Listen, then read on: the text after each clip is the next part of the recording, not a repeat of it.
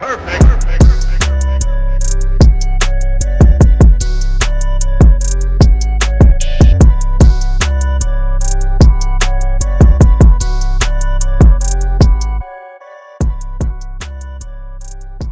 9 recap. I'm happy because I won my league. If my math is right, about half this league should be happy right now and in a good mood. It was a good week. I'm very amped that there were some trades to finally talk about. That is the best news by far. So let's talk about the trades first, and then we'll dive into all the matchups. So there was one very significant trade and one trade that was a little bit less significant, but both definitely will have an impact on the rest of the season. So let's talk about the more significant trade first. The trade was between Professor S and Straight Knockout. Professor S acquiring Davante Adams, some would consider the most valuable wide receiver in fantasy currently, for Corey Davis, TJ Hockenson, and J.K. Dobbins. So I recap right now currently 6 leagues, and there's been trades in all of them, and this is by far the most lopsided trade that I have seen in fantasy up to this point.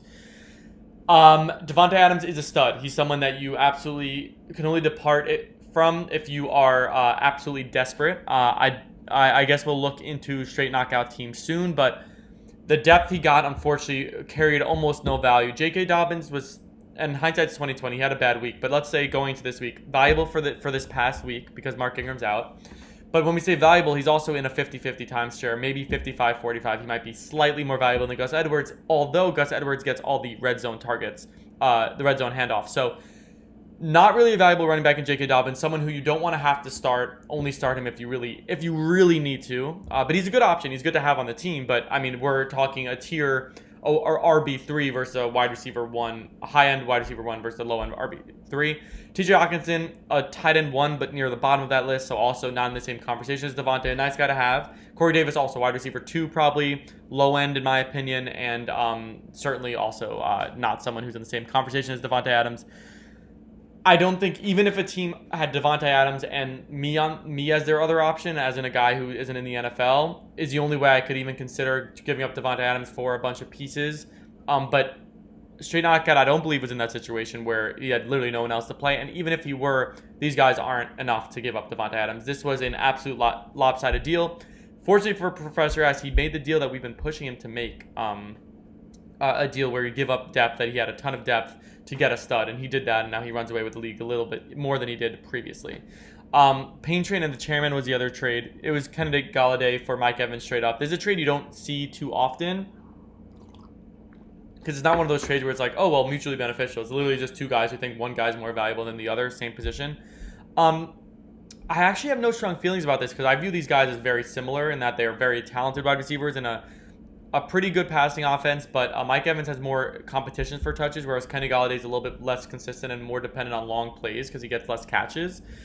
If I had to choose who I like more, I'd probably like Kenny Golladay a drop more, despite him being banged up. But I actually have no strong thoughts on this. I think fair, totally fair, even trade, and we'll see who benefits more from it. It's just two guys have different opinions on two different players. Okay. So with all of that being said, let's go into this week's matchups. Talking about Professor S, after making a big deal, how's it going to work for him? It worked very well. Davante Adams, 38.3 points, carried him to 170 points, easily beating the Prophet this week to go to 7-2. From Professor S, the only question I have to you is what are you planning to do with the money that you're going to get for winning this league? Because it seems like you are in an unbelievably good situation currently. There's no positions where I look at any weakness really. I think every position has good options for you. I really have almost no critiques on the team. You get Carson and Ridley coming back. Of course, this week wide receiver was a little thin. Having to start Hardman, but being able to get Ridley back, a fantastic option. You get Carson back to put in that flex. You could bench Godwin, who I personally don't love, and I think it's good that you're going to be able to bench him, given the amount of guys who the ball has to go to on that Bucks team. So yeah, I mean, Professor S is just in as big of a driver's seat of winning the league as any league I currently recap, as far as just having a very good team and a very good record. With that being said, it's not a foolproof team. I mean, these guys he has two guys who I consider almost consistently being top options, Kamara and Devontae. The other guys he has, like someone like Keenan, someone like Gibson, and even Ridley are guys who I like a ton, but they are due for off weeks, certainly. Easily could see them having weeks of 6 or 7 points. So it's a beatable team, but man, you're in the driver's seat. For Team the Prophet, a tough loss because you put up a pretty good number at 142 to go to 4-5. I did just learn this league has 6 playoff teams, so normally I'd say you're an outside looking in, but fortunately for you, it's not the case. You definitely still have a very good chance to make the playoffs, given the 6 out of 10 teams make the playoffs.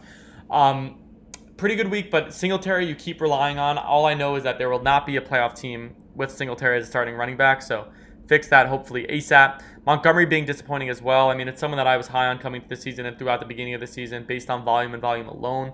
But wow, a fumble this week and then a concussion, just really massive red flags. When he comes back, he's still probably a good option unless they promote Lamar Miller and he has a good game and they start sharing the carries. But still a good option, but you might not have him this week. You have only Singletary. So despite your pretty strong wide receiver group, this running back group is looking like it needs a good amount of help. Unfortunately for this team, there's been some not great management, some start decisions I disagree with, like Taylor being a very questionable start, and also some empty bench spots based on the guys in IR. He could have another 2 guys to stash, and he chooses not to do that. So at 4-5. And sorry, the other mismanagement is something I say every week, but I'm going to continue saying it. Aaron Rodgers, 43 points on your bench, and Mahomes 43 points as well. Why do you have both these guys? It makes no sense. You have an unbelievable trade piece that most of this league should be begging you for, but you're still starting Singletary. I say it every week. I'm assuming this person wants to punch me in the face because I'm not contributing any new information to him. But my goodness, you're 4-5. You obviously need help. How do you not make a move for Rodgers? I think for your week it should be trade deadline as well. Move one of your quarterbacks. Even move Mahomes if someone's going to give you a stud for Mahomes.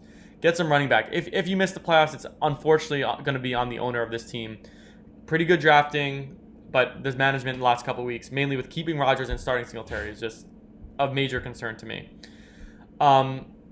Next matchup is between Pain Train and Straight Knockout. Pain Train getting the win to go to 6-3. For Pain Train, the RB group is back for a playoff run, so that has to be exciting. You got Aaron Jones back. He looks good. Not even an amazing game necessarily, but he looks very good. We'll see. Hopefully with Jamal back, Aaron Jones continues to produce as well as he has. But Dalvin and Aaron Jones is just a scary combo at running back.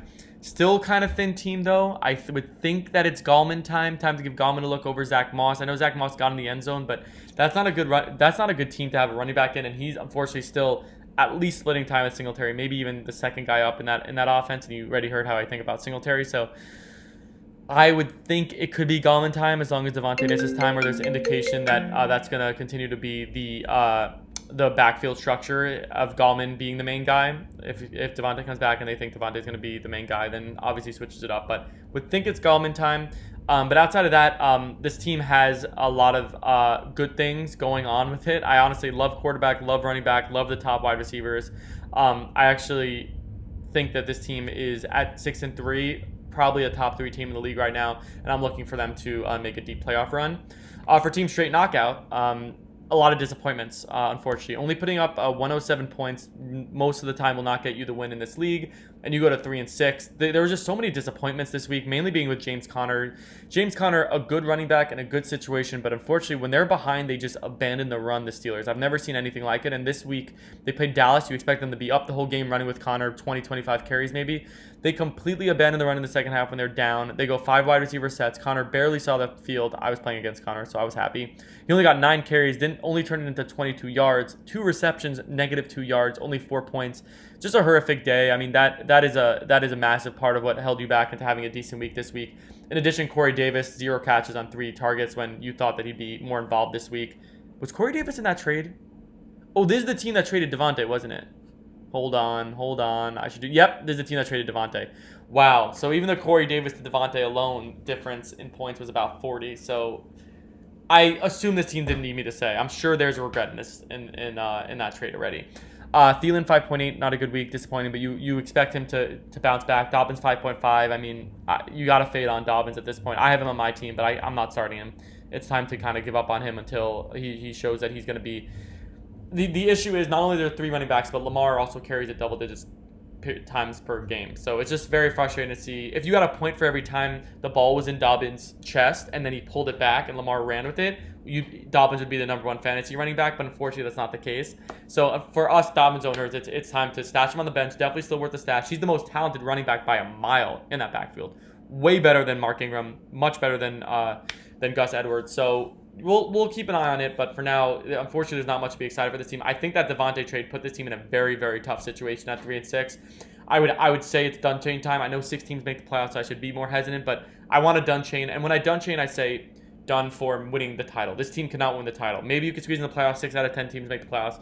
I got to adjust for that. And some of the teams I done chain, maybe they make the playoffs because 6 out of teams make it. But as far as making the title, I stick to my other done chains that I'll talk about more. And I'm going to give this team a done chain. Unfortunately, the talent isn't there. The Devontae trade was absolutely disastrous for this team. The next game was Team the Banditos. I think a team I done chained. I'll actually look at my notes. First, Paco Libre. The Banditos, maybe I'm wrong about this. There's actually another league that has a team called the Banditos, and I always mix these two teams up. But I believe that I done chained this team. But either way, when I'm looking at this team, it is a team that I don't believe has potential either. You got the win against a very done Paco Libre team, unfortunately. That's the nicest way I could say it. But the running back situation, Justin Jackson, 0 points. He got injured, but I still didn't love the start. Fournette, also, he's gaining share, so I understand the intrigue in maybe starting him, but I still also don't love that start either. So your running back situation was really tough going into this week. You will get Miles Sanders back. I'm still not convinced he's going to be the guy that everyone drafted him at. I still don't love it. But you get him back. You're going to get Mostert back soon. You'll get Gaskin back soon. So just the most average running back group out there, in my opinion. So at 5-4, can you make it into the playoffs? Yes. Can you maybe compete in the first round if you get a decent matchup? Yes. Can you win the title? No, is my prediction. I know I'm harsh on a lot of teams, but these are my predictions. For the Banditos, though, if I'm correct and this is the team I done chained, you have to be, give me the middle finger, honestly. Like, you're 5-4. You're in a playoff position. You're proving me wrong. But with that being said, I'm pretty sure I'm still right. So let's see what happens.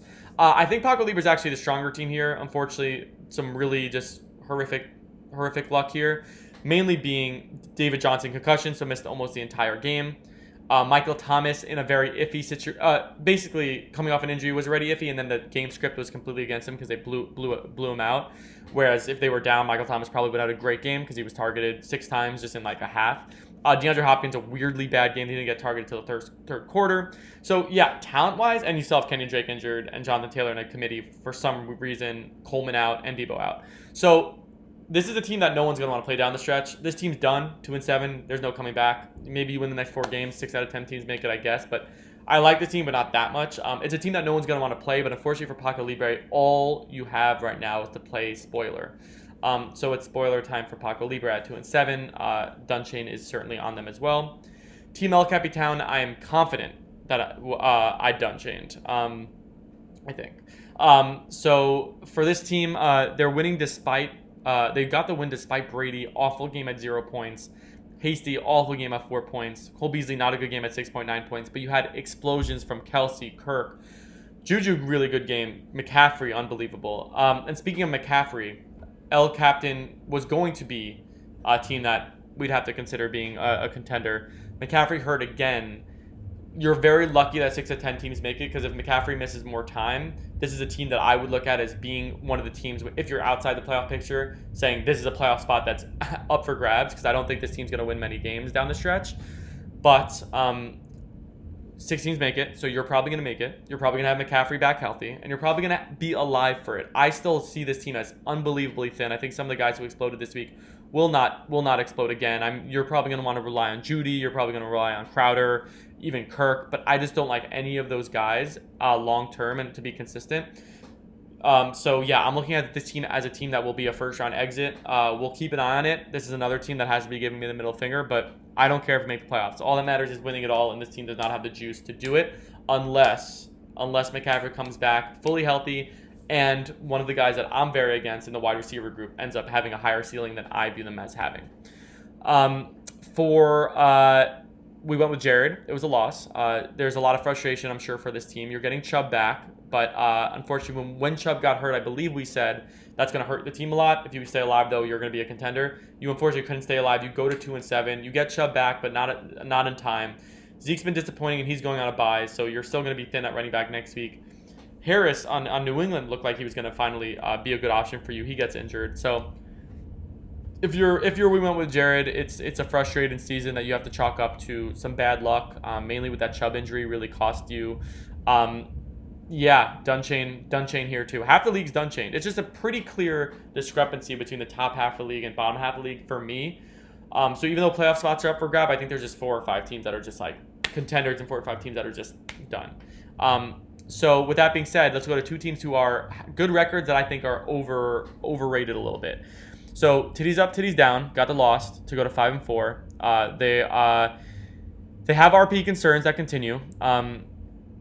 Mainly being Josh Jacobs weirdly sharing some of the load, didn't really get a lot of action early on, got in the end zone, but still concerned around Josh Jacobs moving forward. DeAndre Swift also in this like weird, like only going to get 10 to 12 carries probably per game now. He probably has talent to get more, but isn't getting it. DJ Moore is completely irrelevant on that offense, definitely not startable anymore.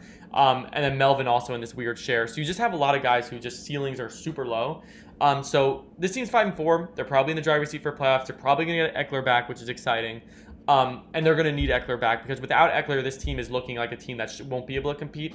With Eckler, if he could come back to himself, I could see this team competing. But titties up, titties down also for me is just such a borderline team. It's kind of just one to be. It's kind of like a wild card team, like I don't want to say the Jets. Like what's a good like if like the Colts make the playoffs this year, like they're like a nice team that's like, oh, they made the playoff. Phillip Rivers, like, yeah, they should be in the playoffs, but like we know they're going to be eliminated early. That's what titties up, titties down is to me.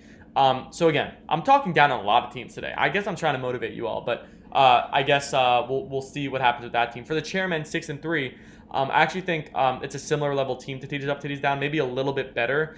This week really had a good week, but hit the ceiling for a couple guys like Big Ben and McLaurin. Like they did as well as they could have. Other guys actually didn't carry the load. Disappointment continues with Mark Andrews. There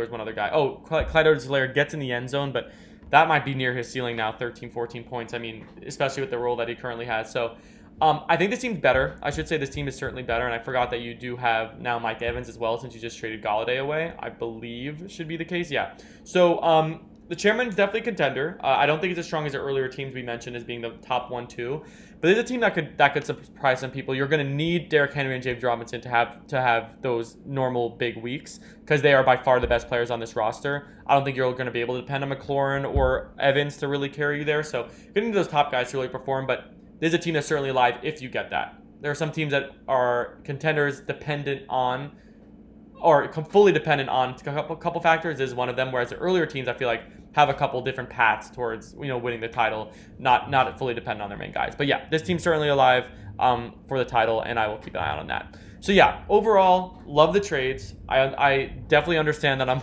kind of angling towards the negative. What would I improve with each team? I don't know why I do that. It's probably an insecurity of mine, and I'm just deflecting. But with that being said, obviously everyone's still alive. 6 out of 10 teams. It's an open league. My done chains are 4 who I think is going to win it all or not win it all. So we'll see who makes the playoffs. Anything can happen in the playoffs, but I would say Professor S, start planning your vacation because you are the front runner right now. Good luck to everyone in week 10 now. We're getting through. When football ends, I'm gonna check out for life. I'm gonna sleep for the next 8 months. But let's enjoy the next couple months. Good luck to everyone who's on the outside looking in. For the folks who are inside, keep making moves. I think there's the last week to make a trade. I love to see it. There's one team who greatly improved their team from trades, 2 teams that may, and 1 team that kind of ruined their season through the trade. But keep making it because you could be that team that really makes your season. And if you're not Professor S right now, I have to imagine you're thinking, how do I put myself in a better spot? So best of luck to everyone. Have a good week. Stay healthy. Bye.